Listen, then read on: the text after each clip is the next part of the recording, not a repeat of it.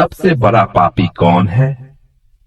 ये प्रश्न सुनने में जितना सरल लगता है उतना है नहीं, क्योंकि जब भी कोई मनुष्य पाप के बारे में सोचता है उसके मन में कुछ निश्चित चित्र उभरते हैं। एक चोर, एक हत्यारा, एक धोखेबाज, एक अत्याचारी, और फिर वह सोचता है यही पापी हैं, यही वे लोग हैं जिन्होंने संसार को दुख दिया। लेकिन क्या वास्तव में बात इतनी सरल है?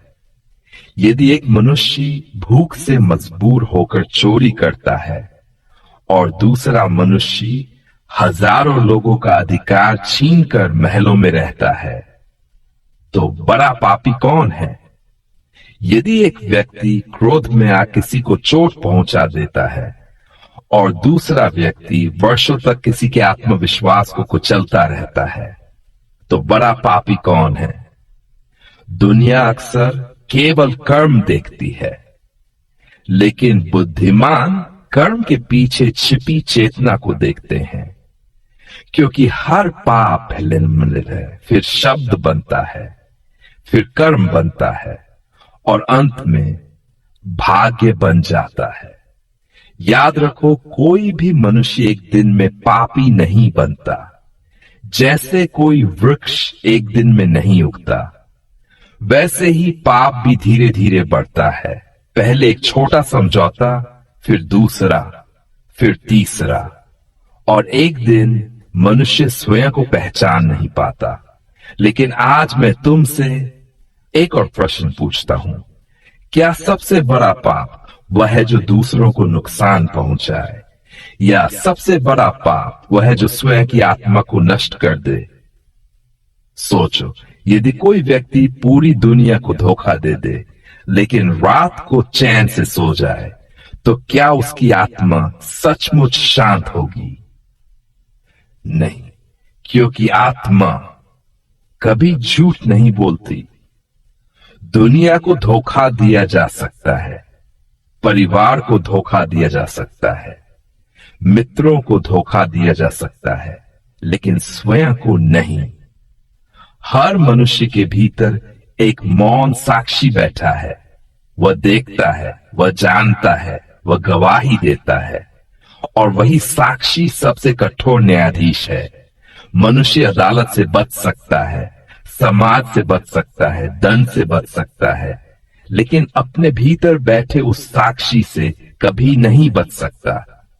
और यहीं से सबसे बड़े पाप की कहानी शुरू होती है। बहुत लोग सोचते हैं कि सबसे बड़ा पाप लोभ है, क्योंकि लोभ मनुष्य को अंधा बना देता है। वह धन के लिए रिश्ते बेच देता है, सत्ता के लिए ईमान बेच देता है, सुविधा के लिए चरित्र बेच देता है। लेकिन प्रश्न यह है, लोभ पैदा कहां से होता है? लोभ तब पैदा होता है जब मनुष्य को लगता है कि उसके पास जो है वह पर्याप्त नहीं है। अर्थात लोभ का जन्म असंतोष से होता है। तो क्या असंतोष सबसे बड़ा पाप है? कुछ लोग कहेंगे नहीं, सबसे बड़ा पाप अहंकार है, क्योंकि अहंकार मनुष्य को सत्य से दूर कर देता है। अहंकारी व्यक्ति सुनना बंद कर देता है, सीखना बंद कर देता है, और जब सीखना बंद हो जाता है तो पतन शुरू हो जाता है।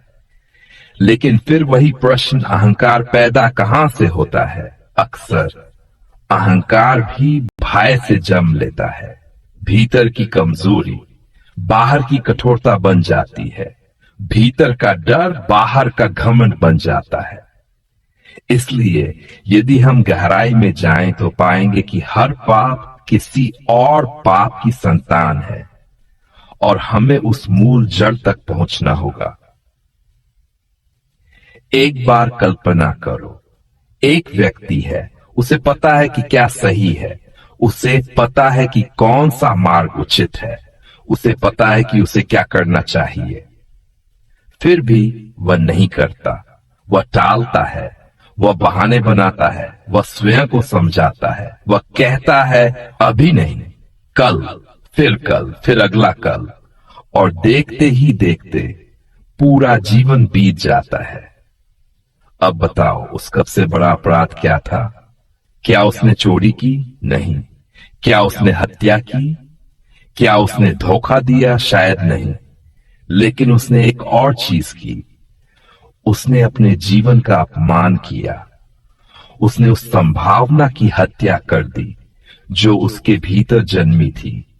और यही वह पाप है जिसे दुनिया सबसे कम समझती है।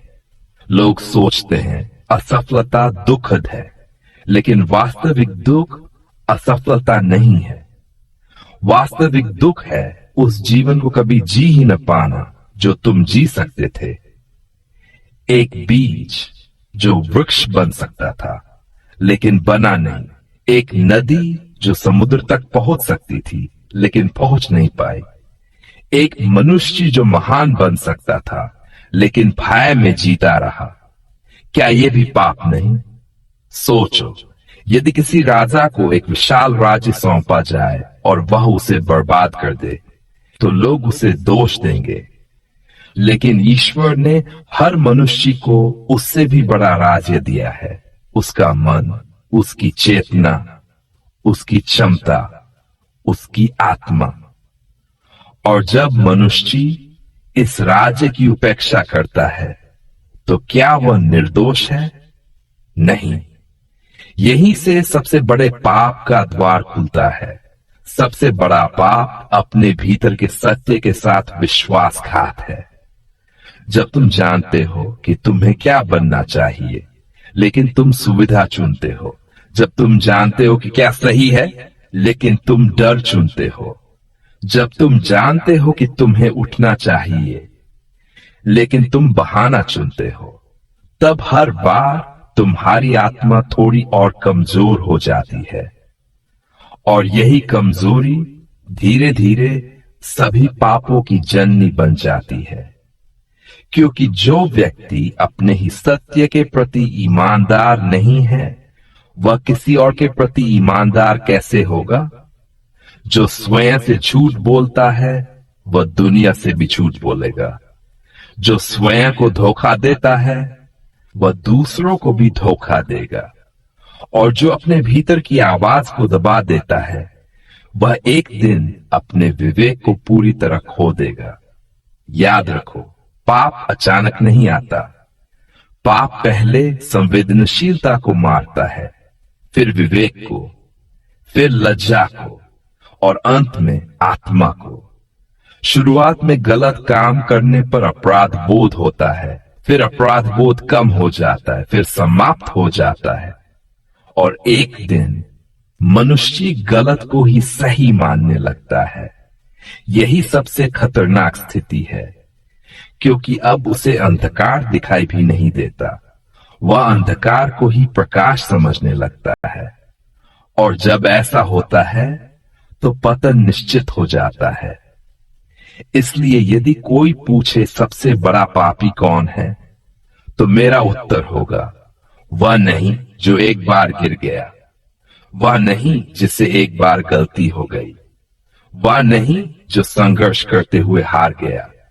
सबसे बड़ा पापी वह है जिसने अपने विवेक की आवाज सुननी बंद कर दी, जिसने अपने भीतर के सत्य को मार दिया, जिसने अपने जीवन को सुविधा के बदले बेच दिया।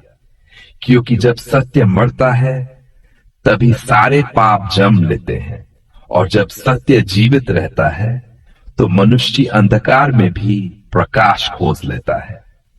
याद रखो, दुनिया का सबसे बड़ा न्यायालय तुम्हारे भीतर है।